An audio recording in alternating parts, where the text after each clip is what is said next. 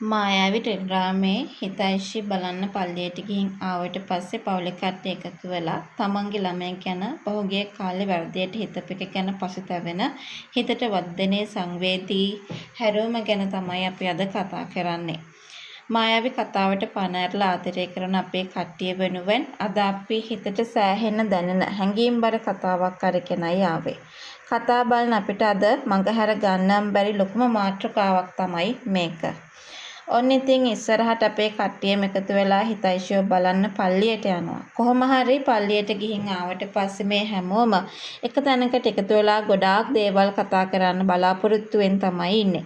හිතයිෂි මේ විදිහට දැක් ගන්න ලැබුණ එක කියන්නේ මේගොල්ලන්ට හිතවල ලොකු සතුටක් තිබුණා.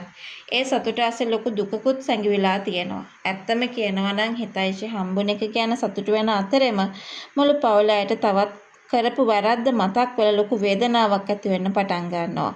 ඒ තමයි පහුගිය කාලේ අපි අපේ ළමයා ගැන කොයිතරම්නම් වැරදියටද හිතාගෙන හිටියේ කියන කාරණාව. ඇත්තටම තමන් ලේකිරි කරලා හදපු දරුවෝ ගැන විදිහට වරදවා වටහා ගත්ත එක ගැන හැමෝගෙම හිතවල ලොකු පසුතැවීමක් වගේම දරා ගන්න බැරි තරම් වේදනාවක් සිද්ධ වුණා කියන කතාව ගැන අපිට මේ වෙලාවේ කතා කරන්න පුළුවන්කමක් තියෙනවා. මේ පසුතැවීමත් එක්ක පවුලේ ඉස්සරහට මොන වගේ තීරණයක් ගනීද? ඇත්තම කියනවා නම් හිතයිෂි වෙනුවෙන් තමන්ට කරන්න පුළුවන් හැම දෙයක්ම මේගොල්ලෝ දැන් කරන්න පටන් ගනී කියලා අපිට විශ්වාස කළ හැකියි.